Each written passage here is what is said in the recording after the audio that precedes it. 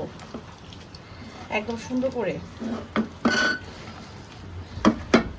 এটা করে ভালো করে লাগতেছে, বৃষ্টি হইলে আর বেশি গরম লাগে।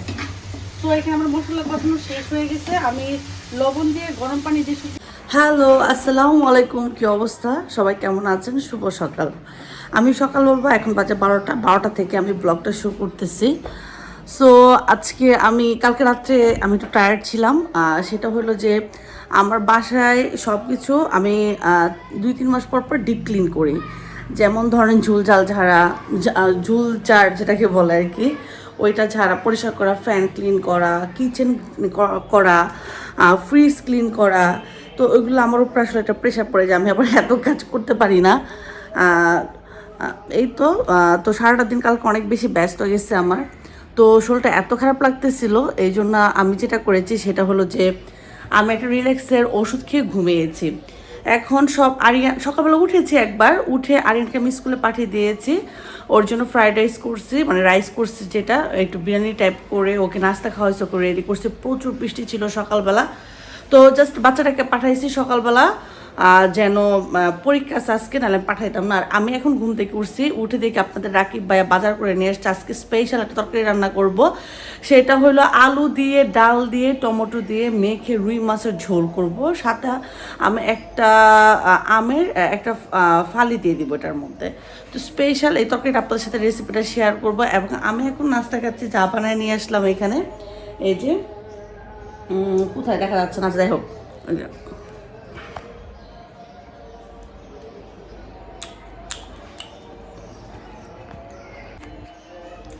আমি পরোটা দিয়ে চা খাবো, শুধু একটাই পরোটা ভাবছি। যেহেতু আমার থাইরয়েডের প্রবলেম আছে, আমি অনেক খাবার খেতে পারি না, মন চাইলে আমি খেতে পারি না, তাহলে অনেক বেশি ওয়েট আমার বেড়ে যায়। সো আমার ভাবে চলতে হয়, কিছু করার নেই। হয়তো কিছু মানুষের লাইফ বা জীবন এরকমই থাকে। তো যারা যারা এখনও আমার পেজটা সাবস্ক্রাইব করেন না, প্লিজ কাইন্ডলি সবাই একটু সাবস্ক্রাইব করে দেবেন পেজটা। আর যদি আমার ব্লগটা ইউটিউবে দেখেন, অবশ্যই লাইক কমেন্ট করবেন। আর যারা আমার পেজ থেকে দেখবেন, প্লিজ সবাই একটু লাইক করবেন আর ফলো দিয়ে দিবেন। অবশ্যই আমাকে কমেন্ট করবেন, কমেন্ট না করলে ভালো লাগে না, কমেন্ট পড়তে খুব ভালো লাগে আপনাদের। তো আমি এখন নাস্তাটা শেষ করব, করে আমি কিচেনে যাবো, সব রেডি করবো, তারপর আরিয়ানকে আনতে চলে যাব। আর স্পেশাল তরকারি আপনাদের সাথে আমি কীভাবে রান্না করি এটা আজকে শেয়ার করব।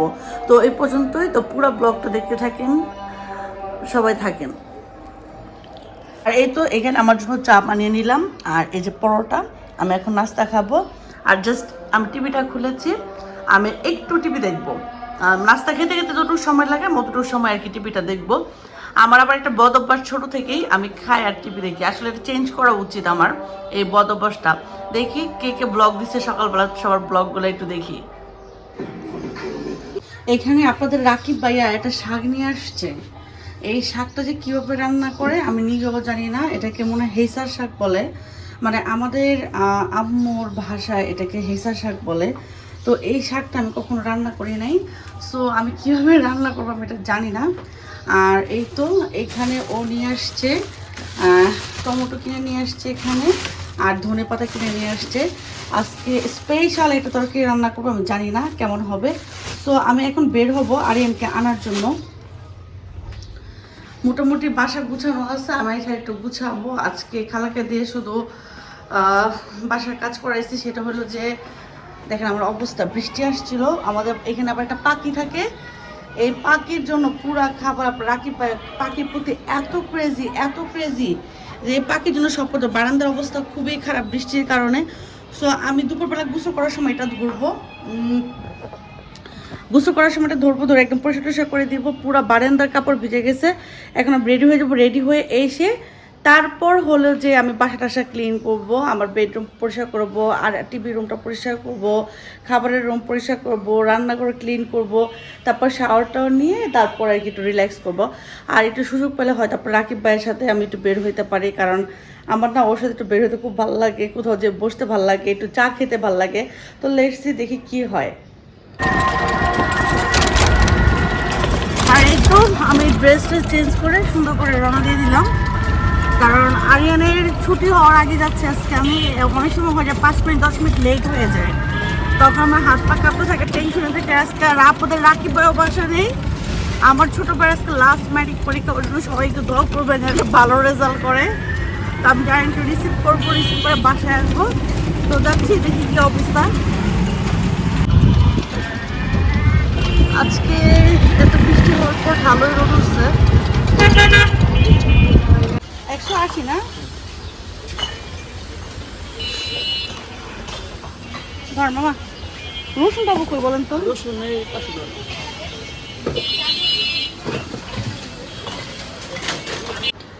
আজকে এই তরকারিটা আপনাদের শেয়ার করবো।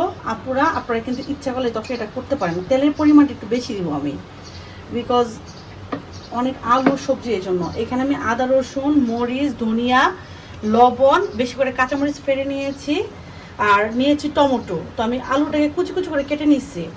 আমি সব মশলা দিয়ে নিচ্ছি, এটাকে আমি ভালো করে মাখবো একদম সুন্দর করে। এটা করে ভালো করে মেখে নিব এই জিনিসটা। এটা কিন্তু আমি রুই মাছ দিয়ে ঝোল ঝোল করবো, যেন এটা খেতে একটু টেস্ট হয়। আর টমেটোটা এই জন্য যে মাখতেছি, এটা যে টক টক ভাবটা যেন একটু আসে। এটা কিন্তু গরমের সময় খেলে শোল একদম ঠান্ডা হয়ে যায়। আপনারা ইচ্ছা করলে এখানে আরেকটু ভেজিটেবলস ইউজ করতে পারেন, যেরকম ধরেন একটু শাক ইউজ করতে পারেন। ওই যে পালং শাক বলে না অনেকে, এই যে পালং শাকটা একটুখানি পালং শাক কিন্তু আপনারা ইউজ করতে পারেন এখানে। কিন্তু এটা কিন্তু ভালো করে মেখে নিতে হবে সুন্দর করে হাত দিয়ে, যেন সব মশলা, তেল, এভরিথিং সব কিছু যেন এটার মধ্যে ঢুকে। আমি কাঁচামরিচটা কম দিচ্ছি, আপনারা যদি একটু ঝাল খেতে পছন্দ করেন তাহলে কিন্তু আপনারা কিন্তু কাঁচামরিচটাও এখানে ইউজ করতে পারেন। সো আমরা এটা সুন্দর করে বেশি করে পেঁয়াজ টেস্ট দিয়ে সব মশলা দিয়ে আমি সুন্দর করে জিনিসটাকে মেখে নিলাম। আমি এখন পানি দিয়ে দিব একদম জোর সহ দিয়ে, তারপর আমি এটা বসায় দিব। আর রুই মাছটা একদম কড়া করে ভাজবো আমি। তারপরে যখন হয়ে যাবে রুই মাছটা দেওয়ার পর আমি ধনে পাতাটা দিয়ে দিব। সো এটা আমার মাখা শেষ। আমি জাস্ট পানিটা দিয়ে দিব এখন পরিমাণ মতো, কারণ যেহেতু ঝোল ঝোল রাখবো আমি একটু পানিটা বেশি দেবো এখানে।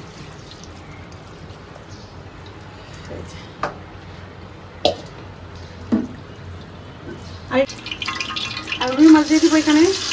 রুই মাছটা কিন্তু কড়া করে ভাজতে হবে, কড়া করে ভাজবো রুই মাছটা একদম।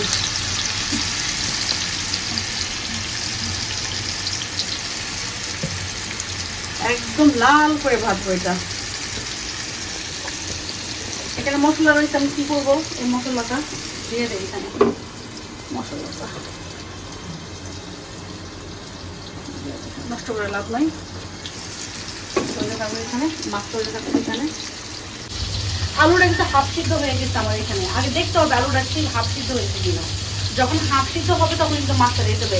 এখানে আমার মাছ একদম সুন্দর করে বাঁধাচ্ছে। আমরা একটা করে মাছ এখানে দিয়ে দিব। মাছটা অবশ্যই কিন্তু কড়া করে ভাজবেন, তাহলে মাছের টেস্ট আসবে, নাহলে কিন্তু তরকারির টেস্ট আসবে না।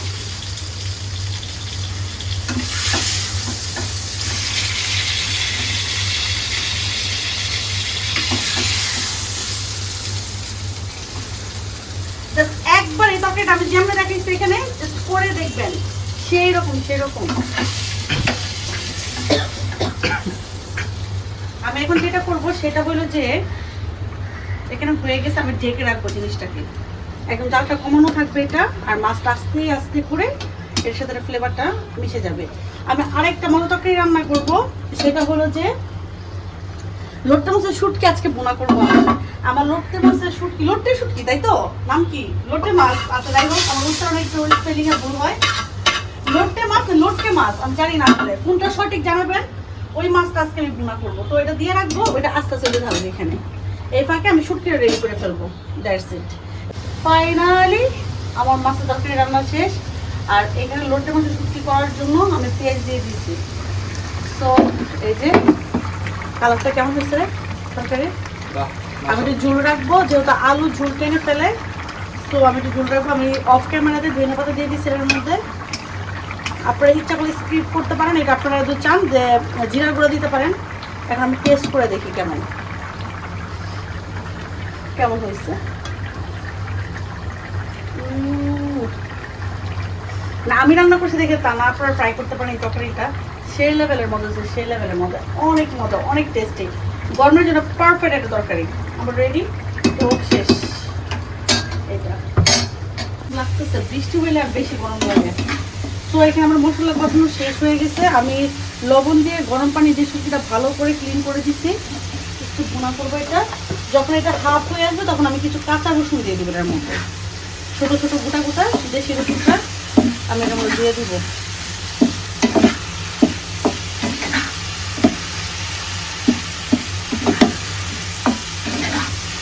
এটা এখন কষাবো একটু ভালো করে, তারপরে পানি দিয়ে দেবো।